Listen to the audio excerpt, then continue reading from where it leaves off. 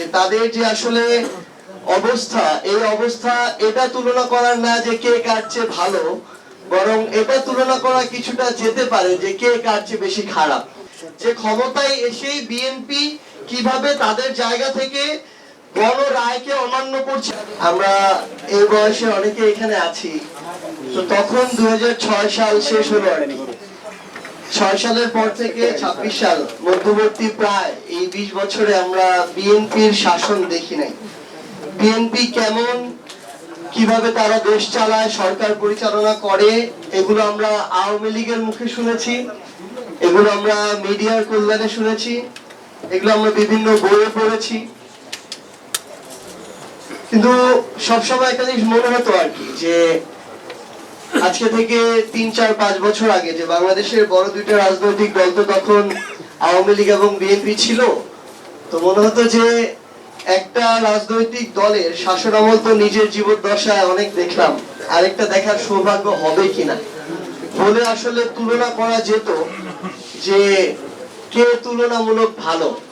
কিন্তু এখন দিনে দিনে বিএনপি তাদের কাজের মধ্য দিয়ে এটা প্রকাশ করছে যে তাদের যে আসলে অবস্থা, এই অবস্থা এটা তুলনা করার না যে কে কার চেয়ে ভালো, বরং এটা তুলনা করা কিছুটা যেতে পারে যে কে কার চেয়ে বেশি খারাপ।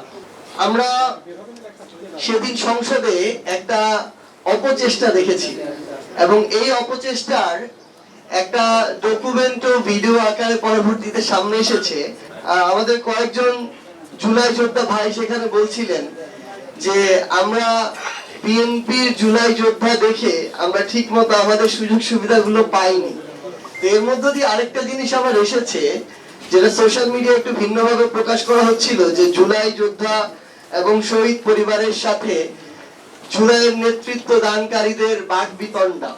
তো পরক্ষণে ওই ভিডিওটা যখন আসে, তো আমরা বুঝতে পারি যে বিএনপির চিন্তা ভাবনা এবং চেষ্টাটা এখন এতটাই অপচেষ্টার দিকে গিয়েছে যে বিএনপি পন্থী কিছু সিলেক্টিভ জুলাই যোদ্ধাকে আমন্ত্রণ জানিয়ে তাদের সাথে অন্য রাজনৈতিক দলের কিংবা এনসিপি কিংবা বিরোধী দলের নেতৃবৃন্দদের একটা অস্বস্তিকর পরিবেশ তৈরি করার পর্যন্ত তারা হীন চেষ্টা করছে সংসদের মতো জায়গায়।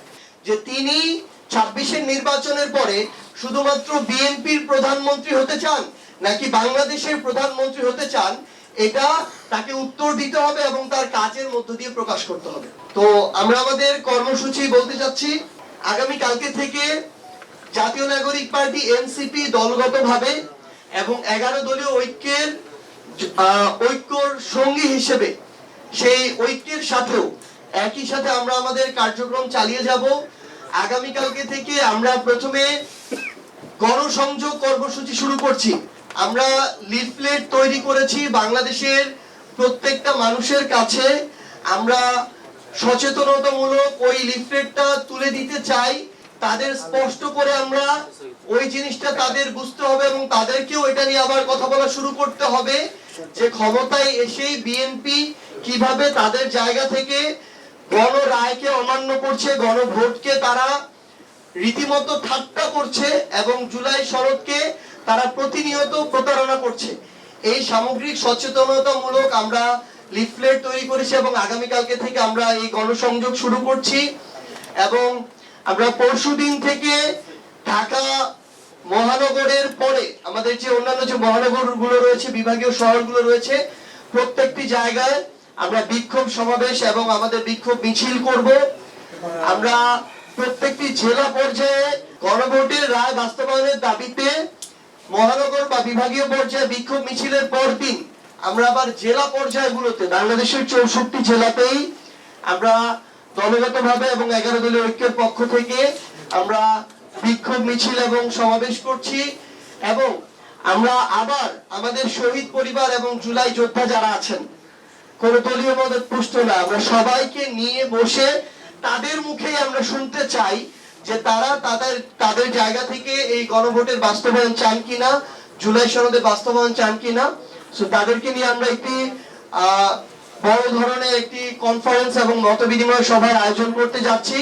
এবং এইটুকু আমরা স্পষ্ট করে বলে রাখি, জাতীয় নাগরিক পার্টি এনসিপি এবং 11 দলীয় ঐক্য যতদিন না এই গণভোটের রায় বাস্তবায়ন হচ্ছে এবং জুলাই সনদ বাস্তবায়ন হচ্ছে, ততদিন পর্যন্ত সংসদে তাদের জায়গা থেকে কথা বলবে, রাজপথে তাদের জায়গা থেকে কর্মসূচি চলমান রাখবে।